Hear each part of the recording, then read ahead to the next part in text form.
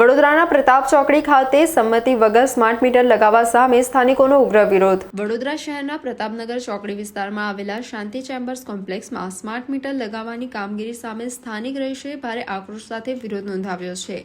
અગાઉ પણ રહીશો દ્વારા આ મુદ્દે વિરોધ દર્શાવવામાં આવ્યો હતો, છતાં કોઈ પૂર્વ સૂચના, લેખિત પરિપત્ર કે જવાબદાર અધિકારીની ગેરહાજરીમાં જ અચાનક સ્માર્ટ મીટર બદલવાની કામગીરી શરૂ કરી દેવામાં આવી હતી।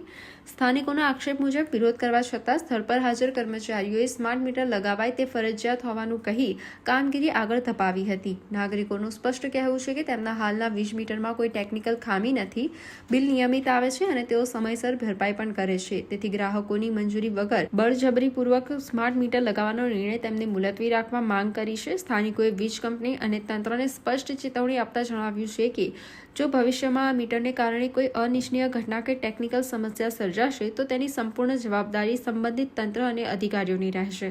આ મીટર કોઈ બી સોસાયટીની રિક્વેસ્ટ કરી તમારો કોઈ રાઇટ નથી બનતો। સુપ્રીમ કોર્ટે બી કીધું છે કે ફરજિયાત છે, ફરજિયાત નથી તો કેમ ના નાખીએ કે આ લોકો ને અમને 1 કલાકથી 1.5 કલાકથી સાહેબ આવે કરે છે, કોઈ સાહેબ આવ્યો નથી હજી। શું છે તમારી માંગ શું છે? અમારે આ મીટર જોઈએ જ નહીં। આ જે જૂના છે એ અમારે નાખી આપે બસ।